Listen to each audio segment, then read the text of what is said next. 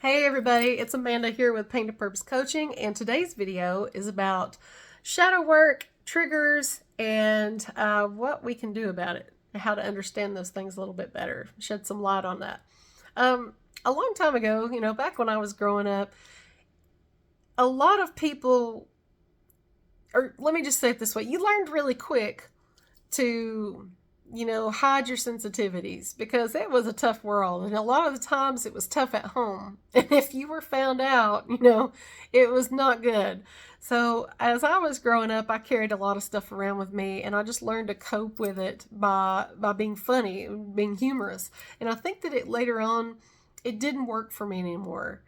I had built up this coping mechanism where, I didn't pretend. I pretended not to care or let things bother me as much as they did. And also to just kind of, everything's better with comedy, and kind of, and I was validated and seen well and received well when I was working really hard or I was being funny and entertaining. So that's what I learned to do. And sometimes when we do that, people don't really see us for our real authentic selves, and it can cause people to take us wrong. And if they do take us wrong, we kind of blame ourselves for that because it's our fault. So that was kind of what wound up happening to me. I couldn't stand it. I would get really triggered when somebody misunderstood me and didn't see really who I was or what my intention was or where I was coming from. It just really annoyed me, and I would get triggered, and it was just like one thing after another I would go through internally. And I was one of those people that, hey, how you doing? Oh, great, I'm doing really good. And on the inside, I was just like, oh, I wish I hadn't have woke up today, So, anyway, I've done my work since then, and I just want people to know that there is a lot better way to live and to live authentically. And when we get triggered, what we can do and how we can be really loving and caring and live better just being our authentic selves and being seen and being validated for that. I had a situation recently where a friend was in a lot of pain and having a rough time and had gone through some things. And I was trying to be supportive, and not as a coach. I came to this person as a friend, and I was sharing my experience with them as a friend, and things that I had learned that helped me when I was in that space. And I thought that it would help. And I looked, and everybody else had said the same thing. Everybody had said, just simple stuff. I guess because a lot of them didn't know what to say. But just really simple, prayers and so sorry, thinking of you, things like that. Well, I am not those people. And I'm a coach. And since I have worked through my stuff, I'm going to have a different response. I'm going to say different than what everybody else did and offer some contrast, something that maybe, this person could really benefit from, like I did, and it wasn't received very well at all. And because this person questioned it, and they were like, are you trying to hurt me? And are you, what are you saying? And I was like, no, I'm not trying to, but it had already, like, people had already seen and kind of, they also misread my comment and my intentions. And it really hurt me because I thought that they knew me better than that. And it brought up that old trigger of people misunderstanding me and getting me wrong and taking me wrong. And it just, the more I pushed back against that, the more it seemed to happen. Then I did all my work, and so this comes up and I'm like, it's still happening. It's like an old trigger. So I still had some work to do around this trigger. So what I did, I could have sat around and let that eat me up, but instead of that, and letting them just think what they wanted to, immediately I was like, no, that's not what I meant. You've got me wrong. I mean, I could have just walked away from the situation and just left everything up there on social media as it was, but I took down my comment because It was just, people were just going to keep feeding into that, and it wasn't doing any good. And if it's not doing any good, I mean, this is just how I am. If it's not doing any good, then what's the point? So, if people were taking it wrong, then I'll take it away. I'm not going to put my energy into that space where it's not wanted and it's not received. It's received as harm. So, yeah, it really hurt my feelings. And I went, I went back and I read the comment and I was like, did I say anything? Did I do what they were saying? I read it like 3 times and I was like, no, I don't know how that can be misconstrued. I mean, unless they just read it fast and read it wrong, or I don't know, like it just got lost in translation. So immediately, I messaged them and said, no, that's not what I meant. I'm sorry if you thought that that's what I meant, but it's not who I am. And, I'll just, sorry. And I never heard back, which is fine. But I asked a doctor friend of mine, I called her and I was actually kind of crying a little bit. And I said, I can't believe, people are still, because this is a deep wound, people, not seeing me for who I really am. And it being my fault, in the past, it was my fault. In the past, it was my fault, but not anymore. And so that's why I'm sharing this story. So I called my doctor friend who has a PhD from Pepperdine University in psychology. She is a doctor. And I called her and I told her the situation and had her look over stuff. And she was like, no, yeah, you're fine. And she was like, I'm so sorry that happened to you. She said, if you had been sitting there with them and said what you said, it would have been received fine. It would have been received as loving, but because of this whole social media thing, and you can't, type context, even though we try, and I did try, it's still going to be taken wrong. And a lot of the time, people will mob up on you if they sniff something out like that out and see it. And I said, well, she's told me the psychological aspects, and then I was like, well, added my coaching aspects to it, which is, well, I think it's just it's a vibrational mismatch, and we just talked about it, and she really made me feel a lot better. Thank you if you're watching this. And but I realized that I still had a little bit of work to do around that, and that I couldn't just say, well, hate that you misunderstood me and walk off like that. I still wasn't at that place yet, but I've found out how to be, and that is to work on my triggers. And this was something that I didn't like about myself. I didn't like that somebody could do something like that, respond to me in that way when I was trying to be loving and caring and helpful in the best way. And that's my true nature. That is who I am. And that they thought that I was something else. I mean, it really bothered me, and it rented space in my head for longer than it should have. I was upset the rest of the evening. And so I realized I still had work to do, but it's my trigger. And they were triggered also by what I said. So I learned that lesson as well. You cannot control how people are going to, no, it does not matter how you say it. If people have triggers in them, they are not going to understand where you're coming from. They're going to misread it. They're going to misinterpret it. And they literally, it's a part of their brain. When a trigger is flipped, a part of the brain, the survival brain, turns on, and you are in survival mode after that.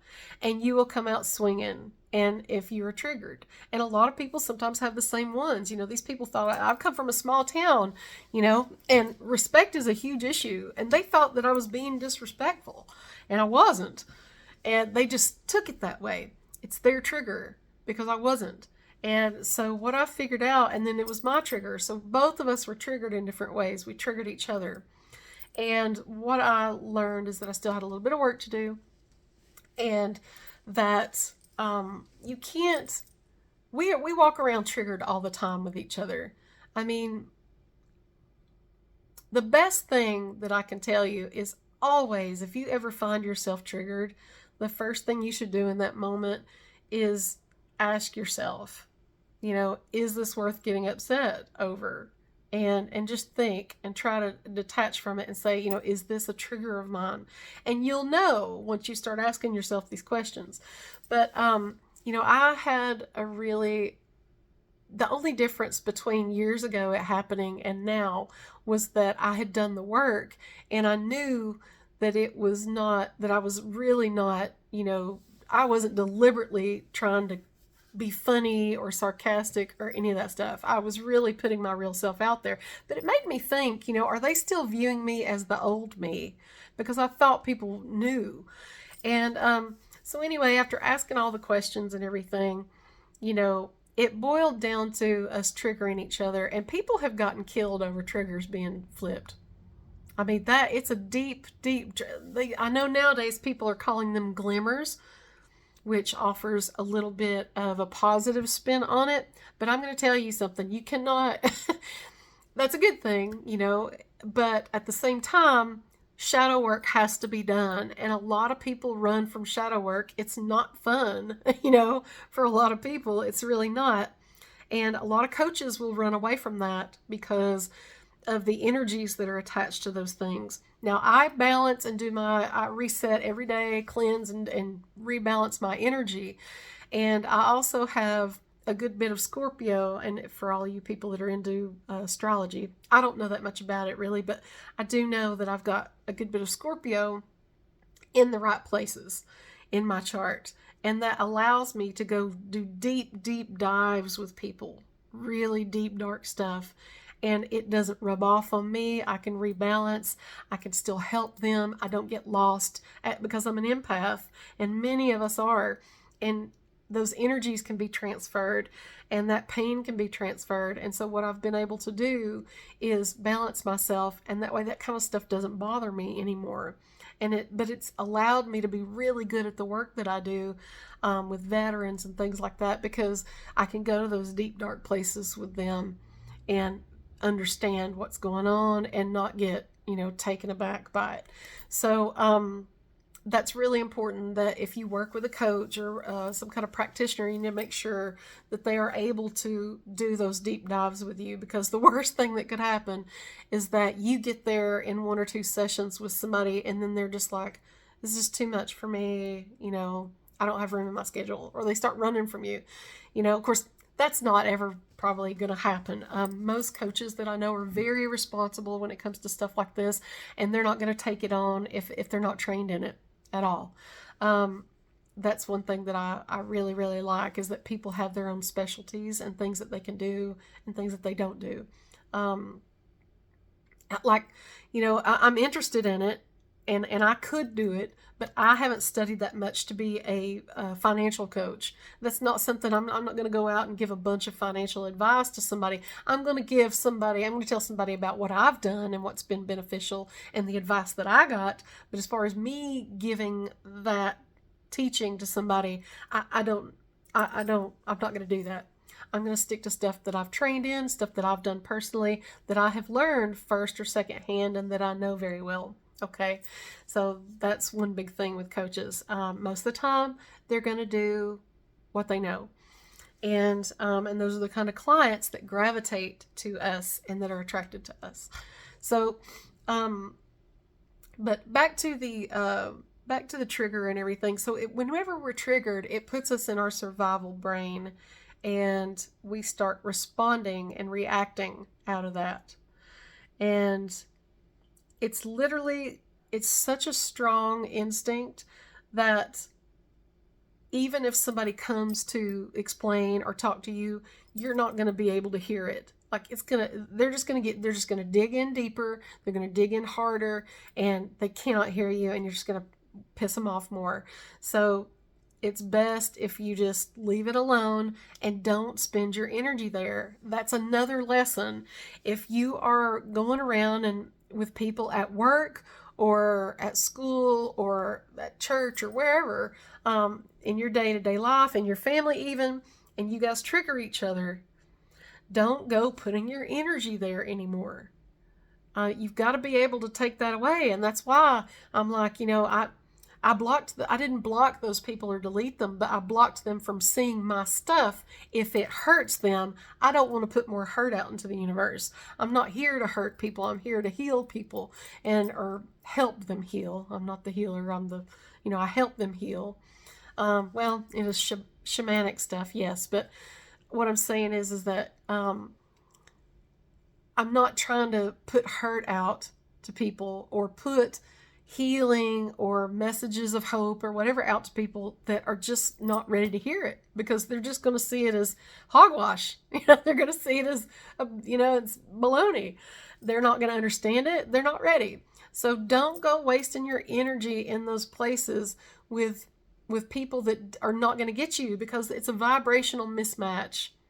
Your energy does not match anymore. And what worked for you a long time ago may not be working for you now. Things change. It used to be you probably fit in great with those people. But now if you've elevated or even in the case where you've gone down and they've gone up, you're not going to get each other. And you've got to move on. And it is one of the aspects of doing your work, your self-work, and working with a coach. And it brings your vibration up, which is great. It's great for you to be able to live more authentically, for you to be able to interact and attract, people that are in that vibration. And I'm going to tell you, we live, regardless of whether you believe, it has nothing to do with beliefs. Beliefs have nothing to do with the truth. And the truth is that we live in a universe that is based on law of attraction. We live in a law of attraction universe, period. That's it. And what you are is what you attract. Just like I've done all this work and everything, but that one little thing was still in there. I still had some stuff to work on, and it came up, right? It was an opportunity for me to finally deal with it. And so I have. But it also offered so many more. I mean, is it unfortunate now that things are weird between me and this person? Yeah. But, I learned so much from it that I can only look at it as a good thing. This other person probably doesn't see that, but that's okay. It's whatever and in good time. I learned a lot that day. I learned a lot. And I'm glad that happened. So I can't look at it like a bad thing. So the thing is that though, when you're growing up in your community, or you've got a particular ethnic background or culture, things like that, we pay homage to our ancestors, and it's big. It's a big deal to do things the way that your parents did them or your grandparents did them. And the thing is that what somebody else did is not going to always work for us. If it does work for us, it creates comfort and reliability. And those things in the aspect of life will get you comfortable, but it'll also get you stuck.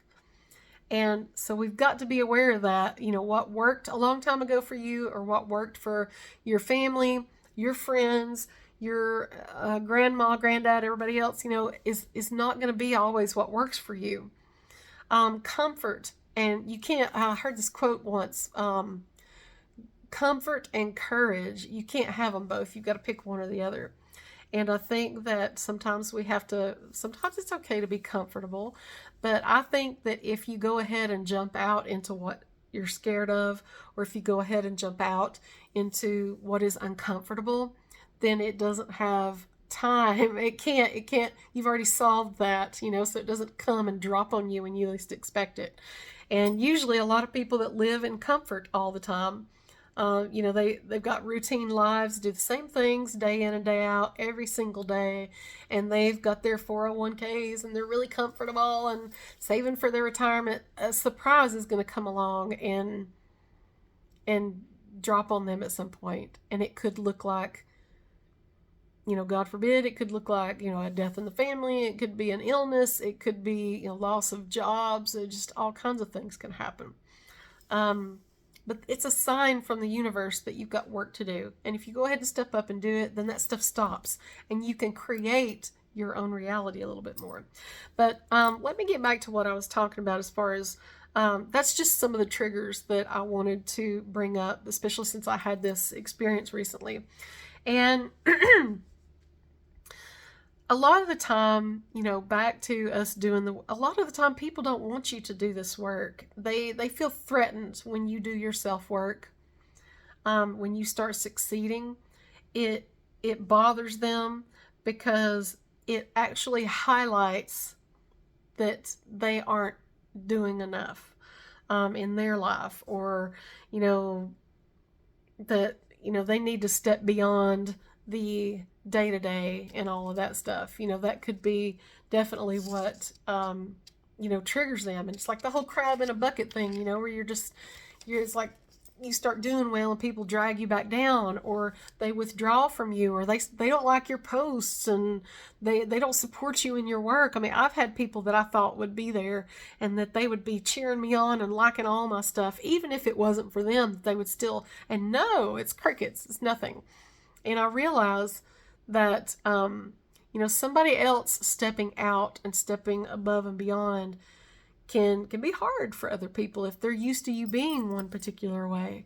And so people are afraid that I have a client that is they're well, her and her husband are married, and they're younger, and she had this concern the other day, and it goes along with what I'm saying, that a lot of the time people, when they do this work, they're afraid to do it, and afraid of the change. They're afraid that it's going to be a big change and that they're not going to be able to control it. They think it's going to put them on a path or a course that they don't have any more control. I know that one of her concerns was that if she did certain types of work, that her husband's not going to find her attractive anymore, or that she, he might cheat on her because she changes, or because he liked her being the way that she was, but she's ready to change. And what I say to that is that if you really want to be loved authentically for who you are, you do this work hopefully first. Before you get married, you'll do this work just from where you are. You will go ahead and get a coach, be like, I need premarital coaching. Or I'm in a relationship right now and we both need it. I just want things to work out for the best. And see, before we walk down the aisle and spend all this money, let's make sure that we're right for each other, really. And that later on, no matter what life throws at us, we can make it through because we're supposed to be together, and that we can work this out. And so, that's always a good idea. Always, it's really getting to know somebody and knowing who they really are, not what mode of being or what archetype they're living out of at the time, or any of that stuff. I mean, really, really. And the only way to do that is to work on the parts of us that are unseen, or that we don't show to a lot of people. And, a lot of the triggers, they can be subconscious. We don't always know that they're there. There was a girl that got married, and a week later found her husband in her bed with somebody, and she grabbed a bat and went swinging. And this girl had never been violent in her whole life ever, and was very quiet and soft-spoken and a hard worker, and like had children. I mean, it was just like, it was a shock, but it clicked in her, and it set her off on a survival mechanism where she felt like her life was in danger. So, needless to say, the reaction was pretty severe. But that's why, I mean, people have gotten killed over triggers. We really need to start working on this stuff and doing the shadow work. Think about this. How often do you show every bit of yourself to people? How often do you, there's so many parts of ourselves that other people don't get to see. We hide it. And if we don't like it enough, we'll even begin to hide it from ourselves. And that's when it gets buried and it gets forgotten about, but it's always there. And the universe is smart, people. You cannot outsmart the universe. The universe always knows and will send you what you need. It will send you what you need, not always what you want. And so, if you've still got unfinished business, to work on as far as triggers and shadow work, it's going to test you. If you're sitting there saying, please let me be abundant, and, if you're asking for all these things, then they're going to throw that, the universe is going to throw that stuff at you and onto you to make sure, are you really ready? You got to clear this stuff out of the way because you're not of that vibration yet to get these other things. So that's really important. And I try to tell people that when they're looking for a partner, when they want a serious relationship, would you not rather have a relationship based on who you really are? And it's worth you doing the work and you finding out who you really are and knowing yourself and loving yourself. Then they can come. You can attract a person that knows that frequency and that vibration. And that's the best chances that we've got, to have a loving, lasting, fulfilling relationship. And, how important it is, like I said, to get rid of, any triggers, any shadow work. And it just makes a huge, huge difference. But a lot of the time people don't want to do that work because, like my client, she pointed out that she's afraid that it's going to change things in a way and she'll lose her husband. And so, we're working on it, and things are going to be really good. Even if things don't work out in their relationship, she gets a better one. She'll be able to attract a person that really loves her, for her. Not saying that this fella doesn't, but I'm saying, it's the best case scenario is for us all to do our work and all, live up to our own potential. So, well, there was one other thing that I wanted to say here, and that is, when you're doing this work, when you're doing, or not when you're doing this work, but when you have the circumstances, when you are triggered and you're in those situations and everything, be sure to take up for yourself, because you are going to go home with the regret of, I didn't tell them they were wrong. I argued with them and I fought with them, but I didn't tell them that they were wrong. The best thing you can do when people misunderstand you and they're trying to tell you who you are, don't let that happen. Don't let other people tell you who you are. Ever. Ever, ever, ever. If they're right, shut your mouth. But if they're not right, tell them, you're not right about me. That is not what I meant. And so sorry you feel that way. And leave. And don't go back around there, because you're just going to wind up hurt again. You have to learn to deal with that. Yes, is it rejection? Yes. But it's one that's welcome, because it keeps you from, it gets you working on your crap, your ish, gets you working on your stuff. And you begin to see, why did this happen? And doing that kind of work. It's really so beneficial. And I know that it's embarrassing. Nobody likes to be rejected. Nobody likes to be seen as something they're not. Everybody wants to be validated and seen for who they are.